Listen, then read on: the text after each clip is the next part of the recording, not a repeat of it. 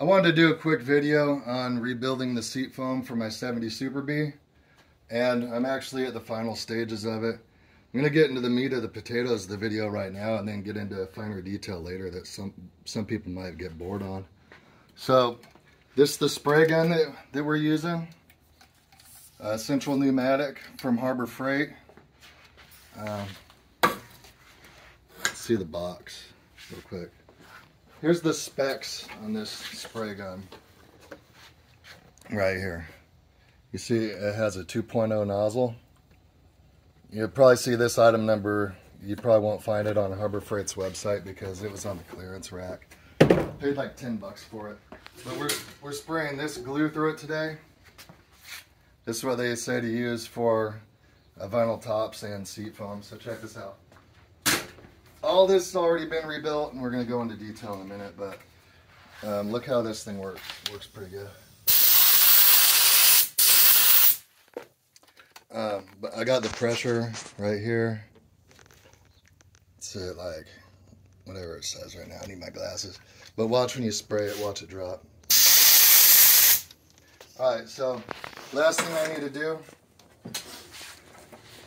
is, first of all, see the contour gauge right here? I'm using a contour gauge to kind of judge what needs to be done. Alright, look at that. That's the good side, obviously. This is the bad side. Look at that gap right there. Alright, so watch how this glue works. This works together.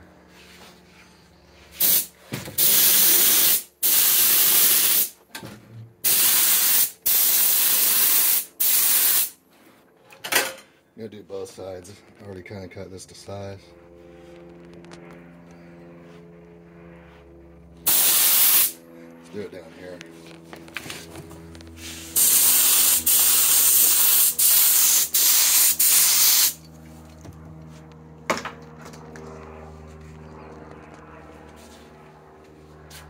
It's the last piece of foam that needs to be done on this.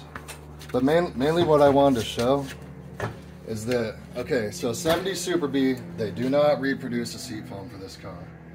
It used to look like this when we took it out of the car.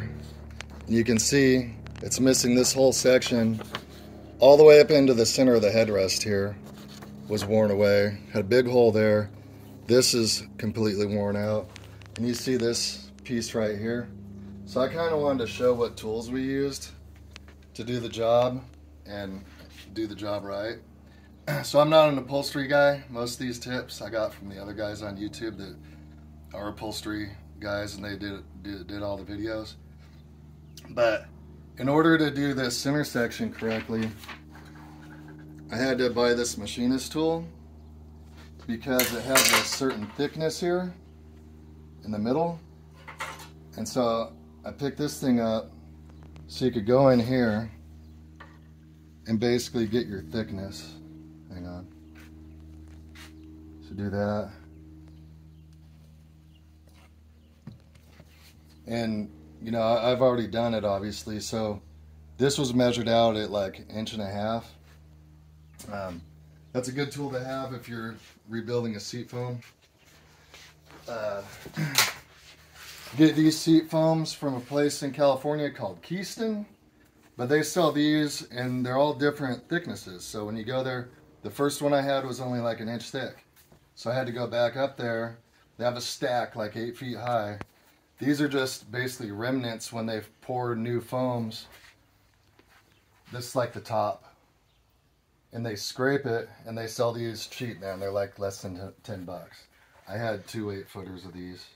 That's what's left. Anyway, these are the tools that I used. Like the other guys recommend on YouTube. Turkey knife. Move that. Regular cheese grater. Used an angle gauge. I'll show it over here. So when I was carving that side to match this side, I used this angle gauge to get, it was like 45 degrees.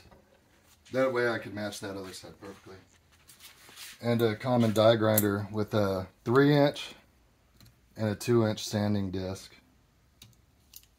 Also had a smaller version of this.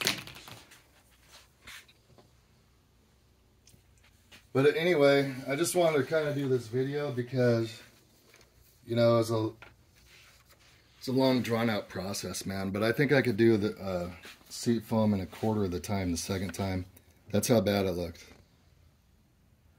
And they don't reproduce seat foams for this car. They do make seat covers, but they don't make foams. They tried to sell me some for a Charger, and those things were so far off that I had to ship them all the way back to the East Coast. We're in California. You know, the Charger seat foam here was completely flat. You can see these seat bolsters.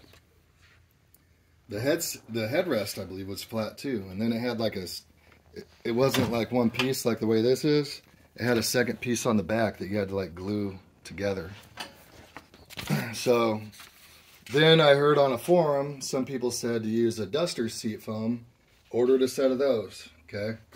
The distance from here to here, so right here, on the Duster seat foams was off by 1 inch, okay?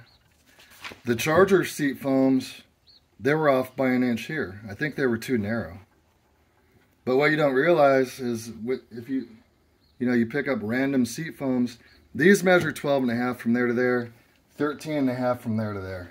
From here to here, it's 20 inches. From here to there, it's another 9. So your total distance is 29 inches. Could not find a good used seat foam anywhere, so I decided to rebuild these things. Or this one. The other one's still good.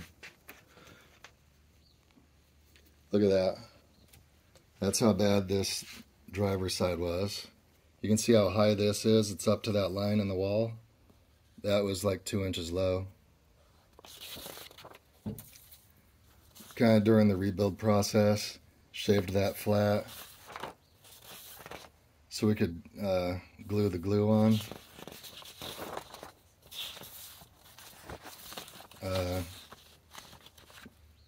Just basic measurements, kind of made a template from the other side. That one I made it a little short, had to add a little out there. There's the Barracuda seat foam that I cut up. And that's right here. But at least one thing I'll be able to say, I couldn't buy aftermarket seat foams for the car, but I'll be able to say that this is still the original foam to the car. 54 years later.